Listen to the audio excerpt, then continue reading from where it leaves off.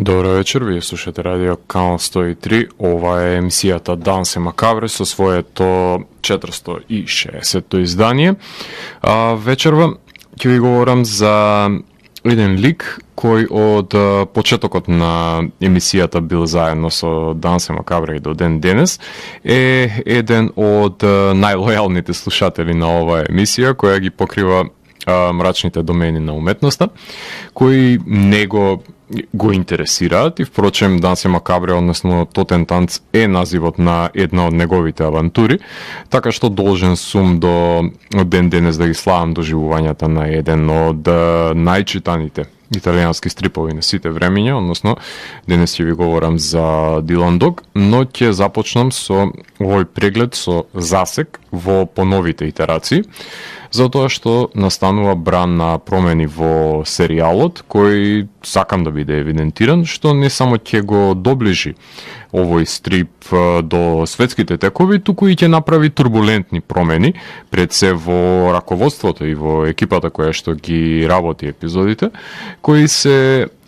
чекор напред за излез од стерилниот факсимил на старите добри времиња, во не се сватете го тоа, нудејќи ја потребната свежина пред се за ревитализирање на самиот стрип. И ќе ви говорам конкретно за редовниот циклус на изданија,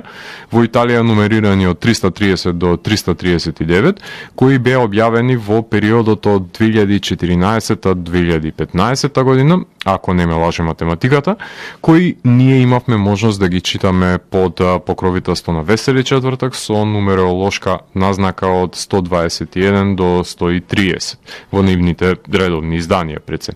Ќе се обидам барем еднаш во неколку месеци да ви давам преглед на десетина изданија, за да имате материјал за читање во ова ера на пандемија, за да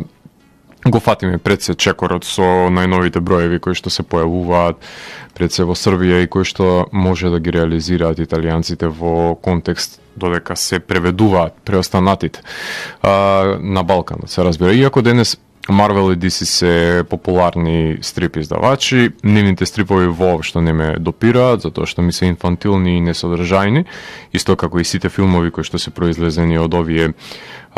фракции. Джанк храна која што не ме задоволува, така што овие изданија на италијанскиот Бонели се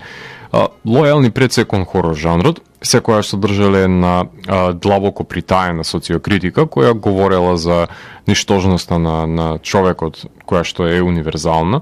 односно содржала па од друга страна и вредности кои што не смеат да бидат занемарени и представуваат пред се секој од епизодите неснимени хорор филмови кои што самиот читател може да ги реализира со читањето на епизодите во сопствената глава. Така што ова верувам дека ќе биде едно забавно доживување и патување пред се во авантурите на овој италијански истражувач на ноќните мори. Со оглед на тоа што запознаени сме дека Дилан од секогаш бил миленик, односно љубител на авангардната музика, конкретно е љубител на рок-н-рол, барем тоа што може да го забележиме од изданијата од 80-тите и 90-тите, секојаш имал афинитет кон популаризирање на дисторзираната музика, па таков ќе биде и случајот во контекст на музиката која што избрав за денес, со оглед на тоа што Дилан се обидува да дојде со тек на времињата, така и во рамките на емисијата ќе слушаме нова музика која што доаѓа од дисторзирана проминенција, односно слушнавме 3 композиции кои што се наоѓаат на последното албумско остарување на Попи, односно ги слушнаме композициите Concrete, I Disagree и Blood Money. Тие се наоѓаат на албумот I Disagree, кој што го издаде 2020 година, трето албумско остварување за неа по Am I a Girl од 2018 година и Poppy Computer, ако не се лажам, беше првиот од 2017. Мораја Роуз Перейра, односно претходно именуваната Dead Poppy, ја знаете најверојатно од незините впечатливи YouTube видеа кај што прави сатира на интернет културата, односно зазема лик кој што истакнува пред се uncanny valley карактеристики, глумејќи малтене андроид, што беше и концепт на перформанс видеата, кој што ги снимаше додека беше под палката на манипулативниот продуцент Тейлор Синклер, снимајќи bubblegum pop музика за на вториот албум веќе да се појават new metal влијанијата на преден план и новиот албум комплетно да експлодира со една нова турлитава на звук, кој што варира од најразличен спектар на метал, на индастријал, до J-pop сензибилитет, дури и до афинитетите кои што Блонди и Синди Лопер ги имале од минатото до денешните музички преференции на Slipknot, например, со рифови кои што се рамо до рамо со тие на момците под маските, така што ќе дојдете до ќе ги најдете пред се во албумот и тоа во секоја од песните. Впечатливи видеоспотови создава Попи, кај што пали раководни персони од издавачки куќи, така што многу ме радува што го отстрани паразитот Синклер од незиниот живот и може да еволуира како музичар, правејќи го буквално тоа што најмногу сака во контекст на музичко рамниште. И се надевам дека ќе попреми барем малку повеќе од мрачното музичко влијание кое што го има низиниот вереник Ghostemane, кој што исто така ќе имаме можност да слушаме во оваа емисија со неговото ново издание. Меѓутоа, во продолжение ќе слушнеме Sit Stay и Bite Your Teeth, кои што исто така се наоѓаат на албумот I Disagree на Попи. Дансе Макабре е емисија во која 12 сезони се зборува за уметност, во борба против лицемерието, зависта и користолюбието. Тука уметниците се вистински херои, а не политичарите. Целта на емисијата е да се доближи квалитетната уметност до секој слушател и да воспостави диалог помеѓу уметноста и реалноста. Вечерва имаме закажано полноќен танц со смртта по 460 пат. Јас сум Златко Ѓелевски, а вие останете со трансмисијата на Канал 103 до крајот на светот. Вие слушате Радио Канал 103, ова е емисијата Дансе Макабре со своето 460-то издание, кое што го именував како Craven Road број 7, во кое што ќе ви говорам за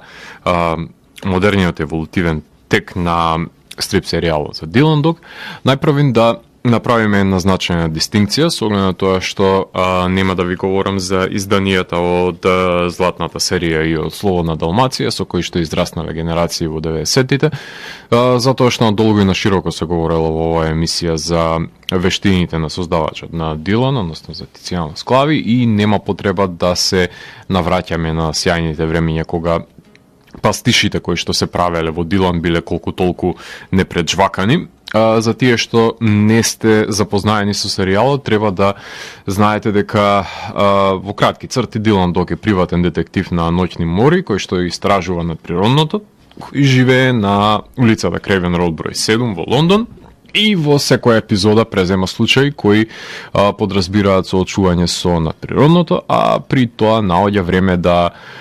легне со различна девојка во кревет, да го толерира неговиот помошник Гручо, кој е шегобиец, и тоа шегобиец, сватете го буквално, затоа што се бие со шегата и секако дека има за реализирање случаите помош од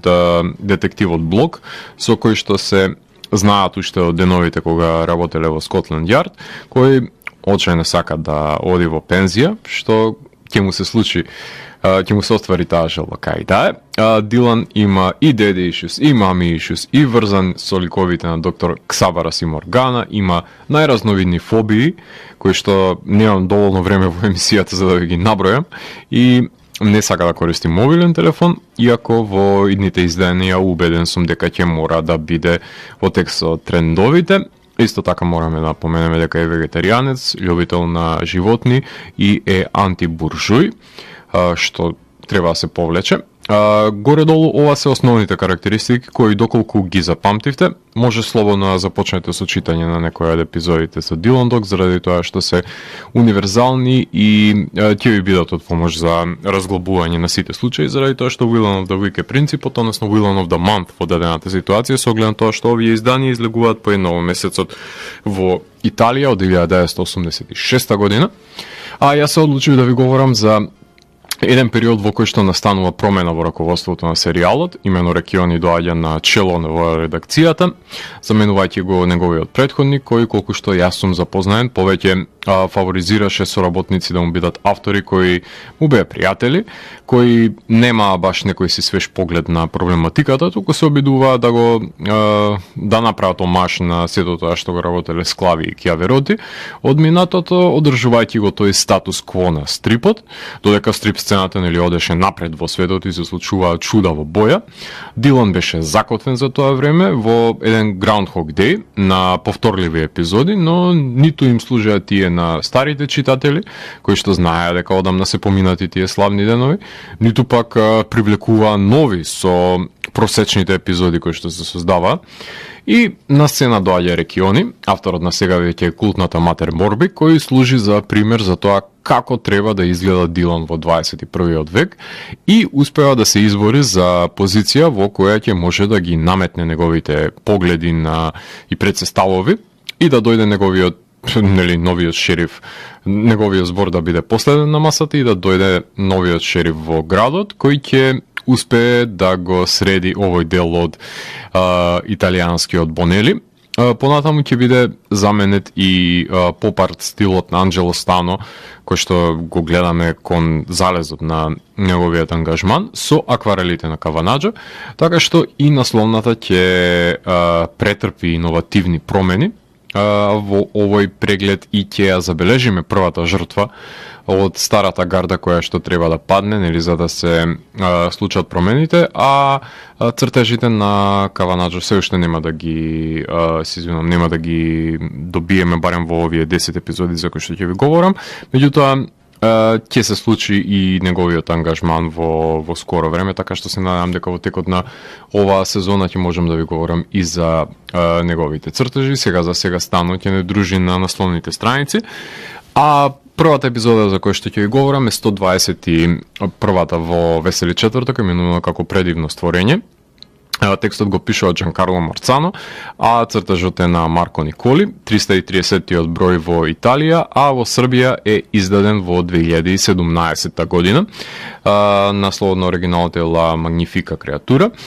Станува збор за снежна епизода, која содржи научно-фантастични елементи, во кои девојка бега од криогеник танкер, а на Дилан му преостанува случајот кој го инволвира пред се докторот Крајтон и криминогените ентитети кои што сакаат да го злоупотребат неговото научно откритие. Сум прочитал 10 епизоди до сега од Марцано. Со него сум запознаен најпрвен преку епизодата Лијам Лажов, а потоа го читав Чувар, Крадец на умови, Верна клиентела, а Млади вампири, ако не се лажам, една од поновите негови епизоди.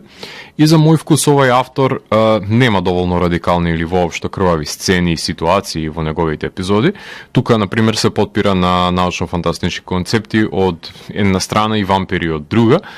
Многу е базичен и не нуди некаква си различна интерпретација на овие готови форми и облици, па затоа и не го преферирам, но секогаш умел да го преслика старењето и да даде една таговна нишка на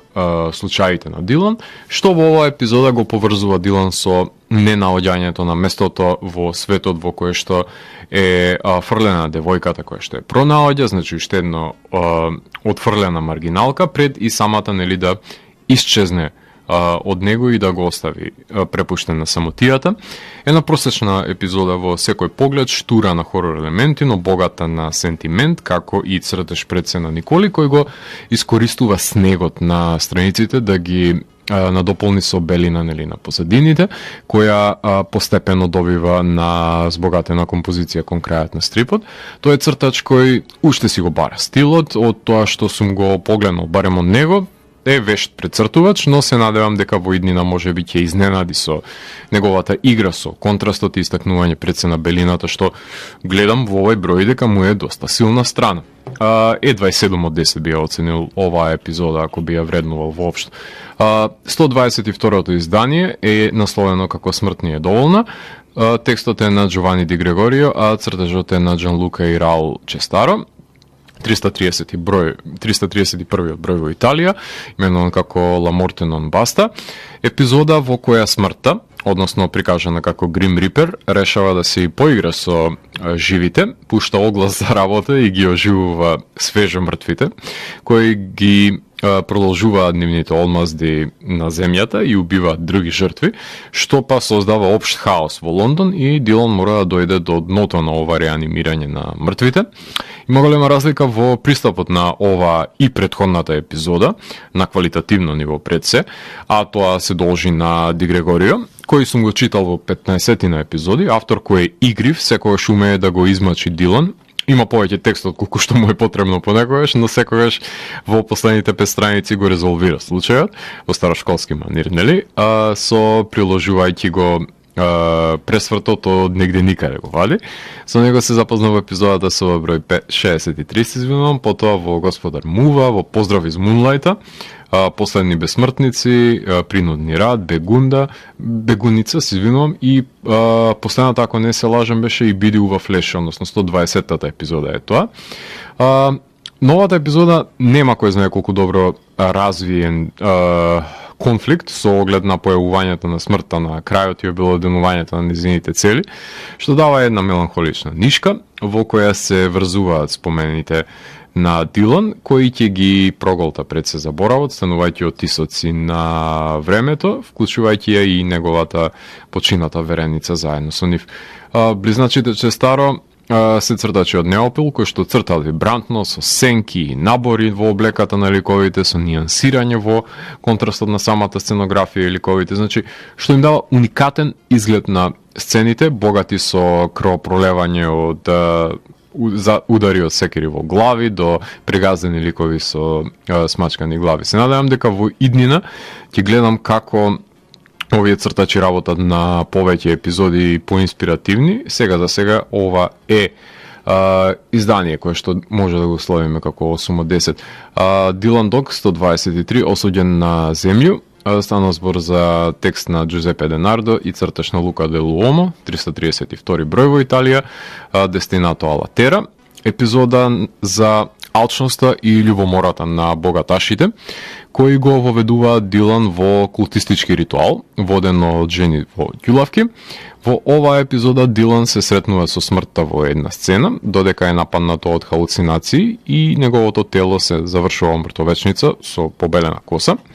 Има поигрување со ритуалистички практики и неонуар.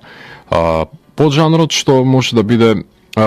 подобро реализирано се разбира, пред Денардо да ја угуши епизодата во неважен рецитал, кој секогаш успева мистеријата да ја стави на прво место, а Дилан на секундарно, што не е во ред според мене.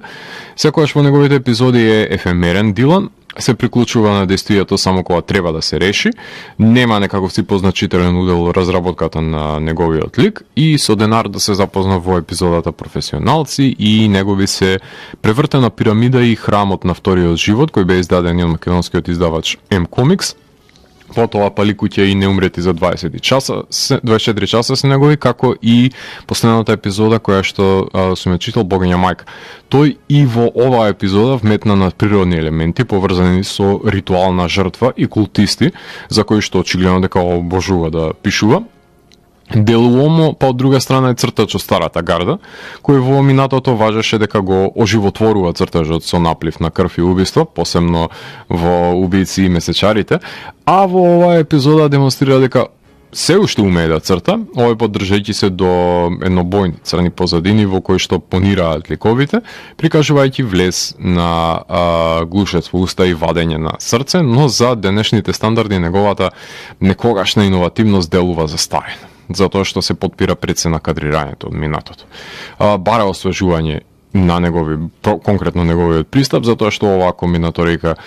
само се пресоздаваат просечни епизоди, што не е на корист на Дилан, искрен да бидам. 6 од 10. Дилан Дог 124, Јесени скитачи. Фабио Челони е текстописец и автор на цртежите, број 333 во Италија. Ирамини Делаутуно ако го сгрешив се извинувам во изговорот, ретко добиваме комплетен автор на некој од епизодите, како во случајот на Челони. Меѓутоа, тука сме сведоци на цртач кој си иззема за право да се обиде и во пишување, што може да го видиме како солиден изблик пред се на креативност. Епизода со која продираме во животот на циркузантите, меѓутоа овој пат во манир на Фрикс на Фриц Ланг, прикажани се накази во стравично светло наспроти вистинскиот непријател, односно медиокритетот, плиткоста, празнината, лицемерието и бездушноста на обичниот човек, кој ги протерува и маргинализира по различните од него со неговите навреди. И тука монструмот е буквално евримен, кој го забележуваме насекаде околу нас. Забележуваме и кловнови со нацртана насмевка на натаженото лице. Дури и Гручо е незадоволен со маска и извито перено тело. Епизодата е циркуски кошмар, кај што Гручо и чудовиште Дилан е атракција, пред да го вкусат стравот кој што ослободува од маската во општеството. Слоевито е разработена проблематиката, иако Челони губи контрола врз текот на приказната со скршнувањата кои што и прави, но верувам дека со тек на време ќе ги совлада овие наративни проблематики. Со неговиот грандиозен цртеж се запознав уште во Нема трика, нема преваре и претходно во Ѓаволов додир. Тој има прекрасен пристап со кој ги оживотворува наказите. Во оваа епизода константно врне и максимално ги искористува принципите на хорор циркусот со густи и детални кадри, со квадрат табли кадри, со лавелиран туш во флешбек. Едноставно би излегле од страниците монструмите доколку би можеле. Богат цртеж кој што е празник за очи и ја надоградува епизодата да биде според мене 8 од 10, една од поквалитетните од овие 4 за кои што можеме да ви говорам. Тука ќе направиме една кратка музичка пауза, имено продолжение ќе слушнеме композиции кои што се наоѓаат на новиот албум на Ghostman, односно Anti-Icon, кој што конечно го добивме, 8-ми долгосвиречки албум по одличниот Noise од 2018 година. За Ghostman ви говорев дури целосна епизода на почетокот на оваа сезона имав, каде што неговиот стил на трап метал беше подетално илустриран и анализиран од моја страна. Иако покрај Noise издаде во меѓувреме и 4 EP изданија со различни проекти, се врати на матичните влијанија кои што се длабоко вкоренети во индустријал провиненцијата од 90-тите години. Односно, ова е едно од најмрачните изданија кои што ги има, кое звучи како што Nine Inch Nails и Marilyn Manson би требале да звучат денес, а не звучат, со тоа што го отпакува и багажот кој го понесува од new metal влијанијата, за да се засили опасноста на снимената апокалиптична пеколна машина на звук со која што управува овој мрачен трапер, кој ја знае вредноста на метал рифовите. Така што во продолжение слушаме неколку композиции кои што се наоѓаат на неговото ново издание Anti-Icon. Уживајте во Ghostman. Вие слушате Радио Канал 103, ова е емисијата Данс и Макабре со своето 460-то издание, во кое што ви говорам за стрип серијалот Dylan Dog, односно ви потенцирам 10 изданија кои што беа промовирани од 120-тиот до 130-тиот број во Весели четвртак, односно со прегледот доаѓаме до 125-тиот, именуван како Паклени посао, кој што го пишува Джовани Ди Грегорио и го црта Даниеле Билјардо, 334-ти во Италија, именуван како La Paga dell'Inferno. Стана збор за уште на евокативната предсенасловна на Анджело Стано, можеме да забележиме дека Дилан ќе биде измачуван во текот на епизодата, може би не да крши камења како што е потенцирано на неа, но неколку пати ќе се нурне во бирократскиот пекол и ќе се врати назад на земјата, за да реши еден случај кој го измачува пред се раководител на пеколот со две глави, кој го најмува Дилан за да го реши случајот на убиецот, на серијски убијци, кој ги поматува пресметките кои што ги водат во пеколот. Нивната статистика ако не испадне, тогаш некој мора да биде казнет. За да патува до подземјето, Дилан доживува мали срцеви удари и е во кома во надземјето, кај што дури ќе се бори со дефибрилатор во една ситуација. За игривоста на Ди Грегорио ви спомнал претходната епизода. за кои што ви говорев во прегледот на овие изданија, и тука се докажува на дело дека го возобнува пред се концептот на пеколот, кој не само што го ангажира Дилан, туку и му ги плаќа трошоците, така што инволвирана е и мадам Трелковски, која што изведува сеанси и е помошничка на Дилан во одредени епизоди, и помошниците со джиновското око, нели, и пиштол кој што се наоѓаат наместо глави, тие се составен дел од бирократијата на пеколот. Можеби не забележувам адекватна оправданост за мотивот на убиецот, но акцентот е ставен пред се на хорор елементите, кои и тоа како ги има во изобилие во оваа епизода, кои вклучуваат и една скенерс Кроненбергова експлозија на глава, вадење на срце со рака, обесеници на дрво, како и испукани парчиња на стакло во лицето на ликовите, цртани од мајсторот Билјардо, кој е детален цртач во манир на Бруно Бриндизи. Автор е пред се на цртежите на Пут за гонетки и Мрачни наследник и Неумрети за 24 часа и Проклета книга,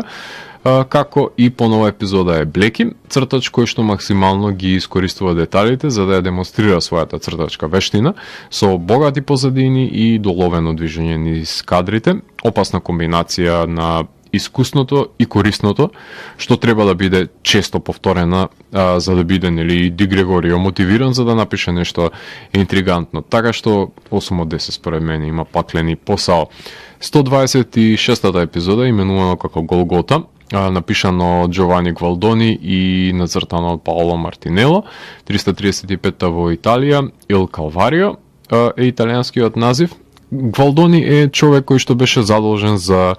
тоа статус кво премрежје за кое што беше заглавен стрип серијалот, како што ви напоменав на почетокот на епизодата, кој што ги величаше, нели, медиокритетните, кратејќи ги крилјата на креативните, на што се должи незавидната ситуација на серијалот во кој што се најде, меѓутоа и самиот знае да го извади максимумот од себе пред крајот на второто полувреме. Имено ова е реимагинација, односно омажирање на Склавиевите добри денови, со оглед на тоа што Голконда е пред се негов концепт. Во оваа епизода Гвалдони си игра со играчките на Склави, кај што паралелизира два наративни текови. Едниот на Дилан, кој што има син Џони, а другиот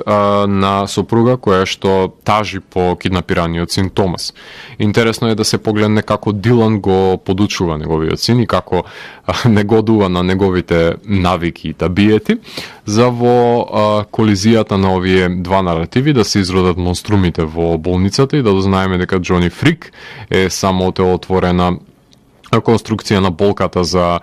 која што чувствува сестрата на смртта, а крајот не соодветствува на висината на чинодействието, но ова е најдоброто што може да го даде Гвалдони со туѓото перие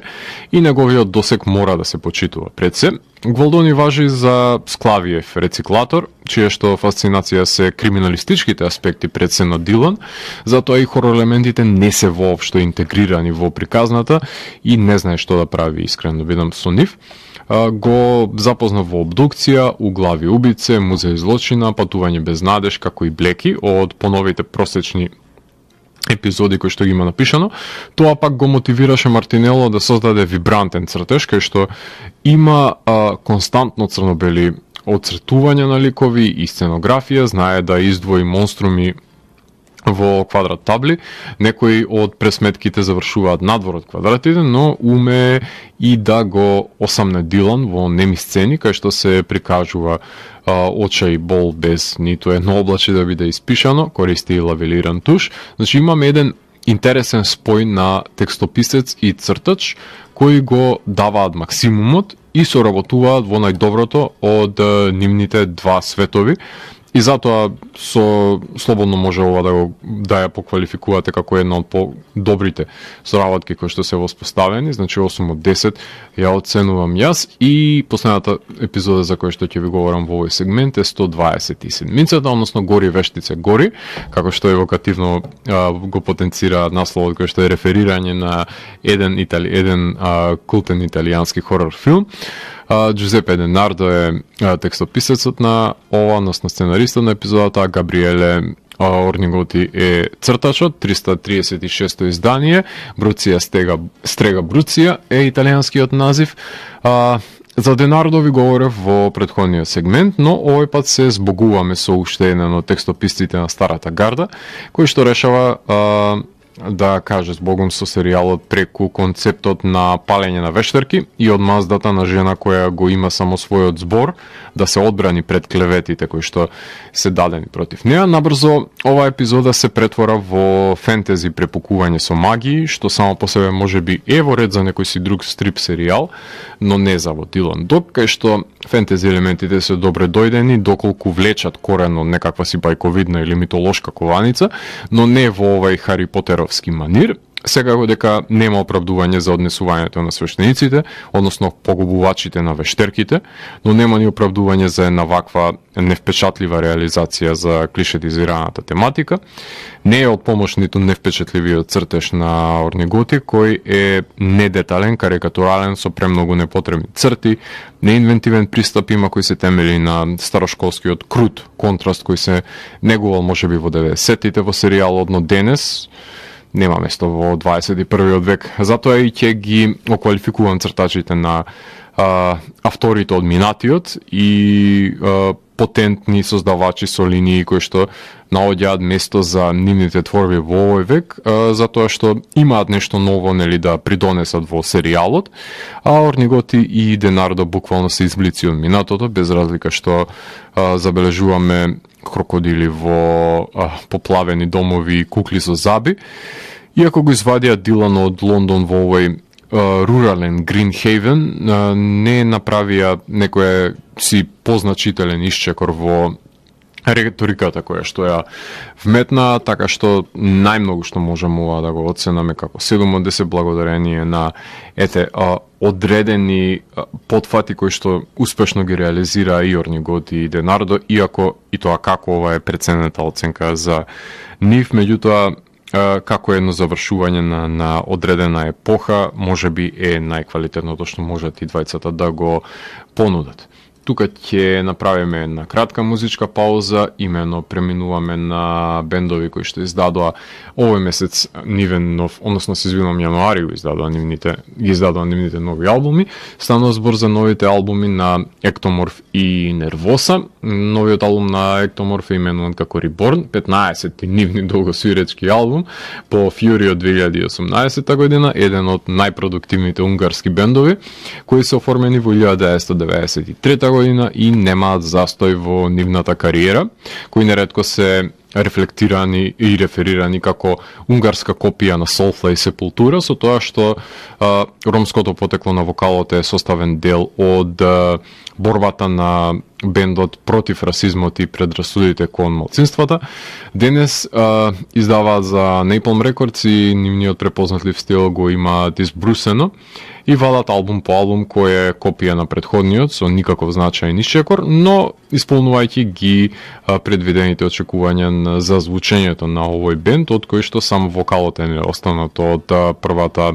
постава. Бендот доаѓа од малото градче Мезоковачаза во Унгарија и не знам зашто воопшто никој не се сетил сите овие години на постојање да ги донесе во Македонија, барем да ги погледнеме. Се надевам дека може би имаме во иднина и таа можност. Но покрај нив ќе слушнеме и три композиции од Нервоса, кои што го издадоа во јануари нивниот албум Perpetual Chaos, четврти нивни долгосвиречки албум по Downfall of Mankind од 2018 година. Уште еден бенд на Napalm Records, кој што го издаде својот нов албум, а тие тоа представува женскиот треш метал бенд кој исто како и Ектоморф започнал со влијание од Sepultura, но создава стил кој е пореминесцентен можеби на германската школа, односно на Distraction, отколку на бразилските трешери, и со нивните моќни и брзи рифови. На новиот албум забележливо е дека променет е пред се составот, со тоа што има членки од Италија, Шпанија и Грција во поставата. Албумот е експлозивен, ќе видиме колку композициите од него ќе бидат референтни за нив во иднина. А до тогаш ќе слушаме што ново може да ни понудат девојките од кои што потекнуваат од Сао Пауло од Бразил во првата постава, од кој што останата само една во тековната и сега веќе е интернационален бенд. Значи, во продолжение слушаме композициите Ebullition, се извинувам, од Ectomorph и And the Dead Will Walk, а од Nervosa ќе слушаме Venomous, Guided by Evil и People of the Abyss. Значи слушаме треш метал на Канал 103 и потоа ќе ви говорам за преостанатите 3 изданија од Dylan Dog. Вие слушате радио Канал 103, емисијата Данс и Макабре со своето 460-то издание, посветено на стрип серијалот Dylan Dog, односно правиме рецензии на епизодите кои што беа објавени во циклусот од 120-та до 130-та епизода на Весели четвртак, односно од 330-та до 339-та во Италија. Со прегледот доаѓаме до 128-то издание, именувано како Дубоки свемир. Тука веќе се забележува драстичната промена кон која што се влегува. Текстот е на Роберто Рекиони, а цртажот е на Никола Мари и боја користи Лоренцо Де Феличи. Бројот на оригиналот е 337, името е Спацио Профондо. Рекиони заедно со Франко Бузати го презема конечно кормилото на Dylan Dog на шефовската позиција и нуди негово видување во боја на нашиот омилен херој, овој пат во омаж на најголемите шаблони на научно-фантастичниот жанр, имено Alien, 2001 Space Odyssey и Solaris,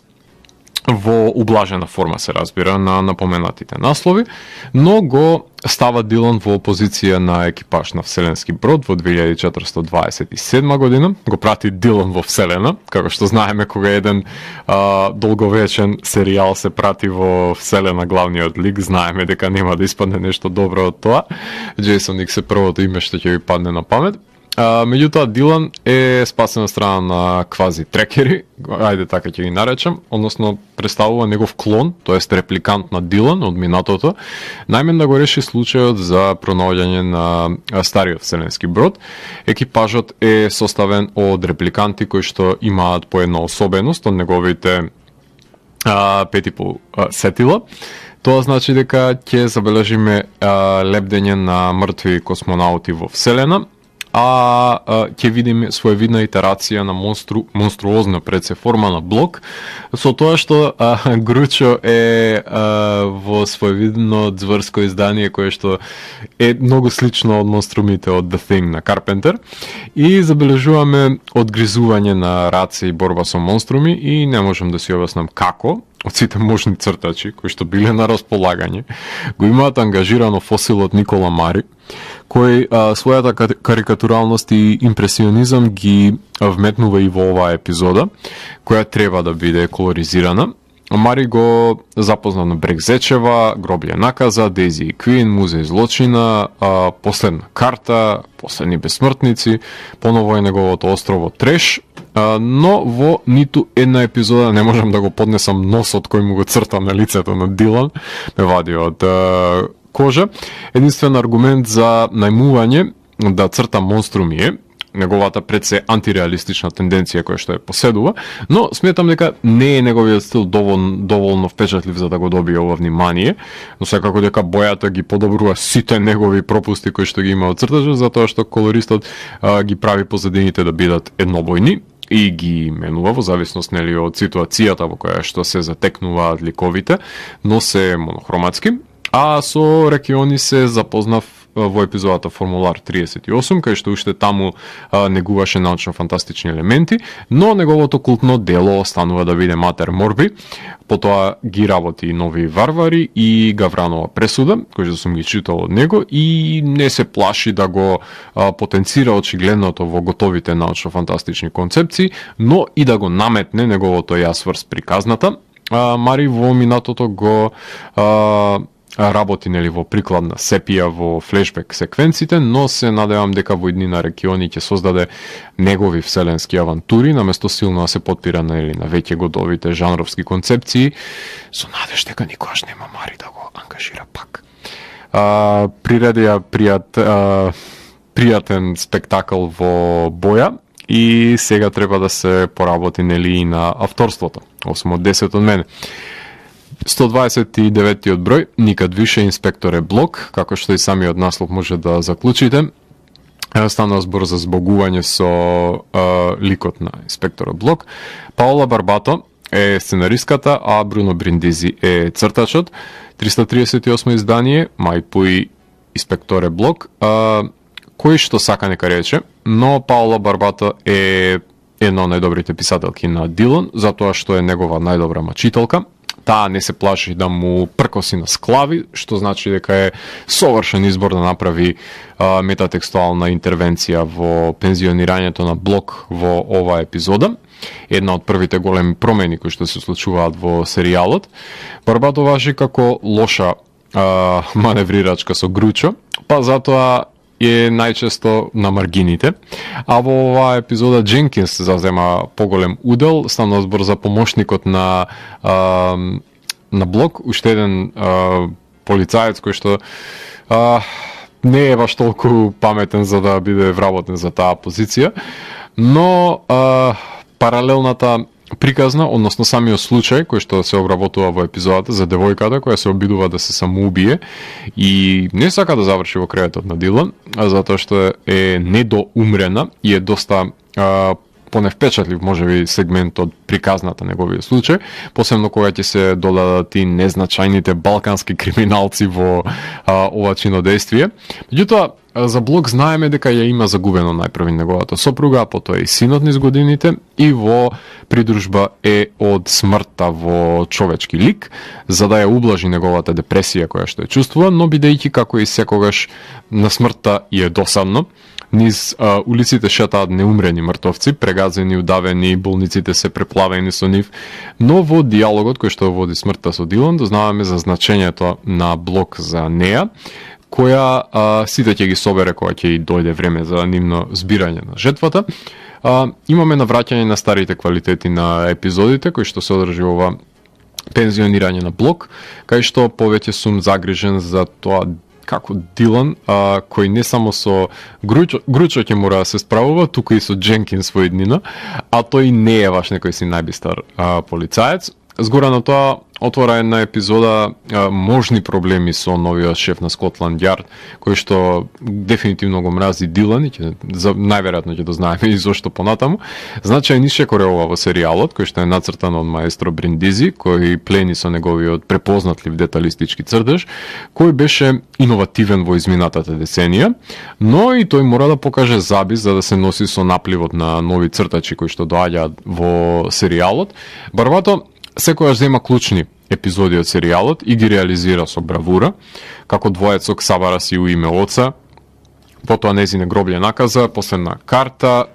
култната Некрополис, потоа друга шанса, Дјаволов допир и со склави ја пишува заедно Совршени свет. Последната, што сум ја читал пред 20 на броеви, беше Урушавање, ако не се лажам. Така што се надевам дека Рекиони ќе ја најмува што е можно почесто, посебно во комбинаториката со одличниот Бриндизи и ќе создаваат повеќе вакви 9 од 10 епизоди како што јас би ги условил. И последната епизода за која ќе ви говорам денес е Анархија у Уединено крајство, односно станува збор за епизода по текст на Джиджи Симеони и цртеж на Џампиеро Казартано. 339-тиот број е оригиналната во Италија, која што е издадена во 2018 година во Србија за Весели четвртак, значи со прегледот доцнам само 2,5 години, а насловот на оригиналот е Анархија дел Регно Унито. Уште една радикална промена се случува во овој број. По пензионирањето на Блок доаѓаат нови ликови во серијалот. Тоа е неговата замена. Тврдиот Орев, именуван како инспекторот Тајрон Карпентер, и неговата помошничка, началничката Рания Раким, ликови од маргинализирани групи кои што доаѓаат на позиција во Скотланд Јард и ќе станат редовни во серијалот, Што од една страна не е добро за Дилан, затоа што иако епизодата започнува со Дилан како лежи во кревет со девојка, грубо е нарушен тој ритуал од неговиот новиот инспектор, кој го апси за лажно користење на неговата стара значка со Скотланд Ярд и за шарлатанство, што го внесува Дилан буквално во 21. век, кај што неговата професија им боде очи на сите и нема да може толку лесно да просперира. Имаме внесување во новиот век, како што ви напоменав, односно тековен Лондон е иновацијата во серијалот, што успешно се спроведува во оваа епизода која е омаж на Attack on Pencil 13 на Џон Карпентер, кај што гледаме демонстранти во судир со полицијата, кај што нивниот предводник и Дилан се уапсени во една ќелиите. Тоа значи дека се исполнуваат антикапиталистичките замисли кои што ги имал Рекиони, нели, за серијалот од страна на неговиот сценарист Симеони, кој има и талент за цртање, кој во иднина ќе можеме да го забележиме во серијалот, но во овој број крвопролевањето, кршењето на кацигите со пендрици и колци и постојаните судири во масовните жртви кои што произлегуваат се препуштени на еден култен цртач, Касртано, кој имаше чест прв да ја нацрта смртта во Дилан Дог. Овој пат ќе има чести за прв пат да ги нацрта Карпентер и Раким. Се гледа од оваа епизода дека мака ќе си мачи Дилан со Карпентер, кој не верува во надприродното, но Раким е убедена во потфатите на Дилан и верувам дека и во иднина ќе му се најде. И се надевам дека некојаш ќе се најде во негова преградка, како што е редот, нели, во самиот серијал. А Касртано е култниот цртач на Тотентанц и, односно Дансе Макабре и Подстанарот од третиот кат и многу други значајни епизоди. Последната во серијалот што сум ја читал беше негова Знаци краја. Најчесто неговите епизоди кај Весели четврток може да ги најдете околу 60-тиот број, како и во Супербук изданијата е чест автор, но е автор кој воопшто не се плаши да го раскрвари тушот и одлично да долови акција, кој можеби во минатото беше подетален, но денес користи поизразита карикатура, но уште го владее стилот и делува свежо со пресеците на страниците и излетите надвор од квадратите. Епизода во која се посочува класната неправда, злоупотребата на работните права, односно правата на работниците и обврските на работникот кои што му следуваат, кои што се манипулирани од страна на работодавачите, кои што само сакаат да профитираат на туѓиот труд без да го наградат, кој па е експлоатиран како роб во денешницата, значи тука се прави паралела со робовладателството, што ја мотивира толпата да се побуни, што допира и до поривите за создавањето воопшто на Дилан Дог и борбата против неправдата. Конкретно класната неправда тука. Искористен е хорор пастишот, старата добра идеолошка мотивација за борба со неправдите и воведени се нови ликови и нови текови. Што повеќе човек да посака од едно смело зачекорување во 21. век за овој серијал. Дилан почна да користи мобилен телефон, така што информациите за флешбеците ќе ги гледаме како ги дознава на Википедија на екран во неговата дланка. И одлично е сумирана епизодата со мото на Нелсон Мандела, кое што гласи дека човек кому му е одземено правото на живот ќе стане одметник. 9-10 има ова епизода од мене и е еден висок подем на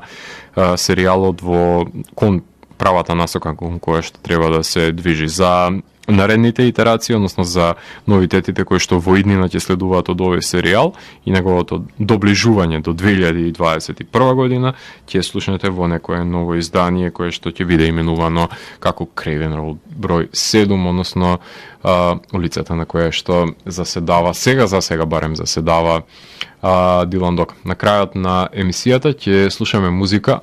елоквентно, со оглед на тоа што последната епизода и се базираше на Attack on Pencil 13 и исто така и беше вметнат и ликот на Карпентер. Мислам дека нема заобиколување, мора да слушнеме нешто и од маестро Џон Карпентер, односно прикладно тој го издаде вчера или денес така нешто, неговиот најнов албум Lost Teams 3, односно A Life After Death. Трет долгосвиречки албум од серијалот на соло албуми именувани како Lost Teams, започнат во 2015 година, кај што Џон заедно со синот Коди и кумашинот Даниел Дејвис ја оформуваат поставата на хорор режисерот за да стане рок-н-рол звездата која што секојаш сакал да биде. Сега го шета светот и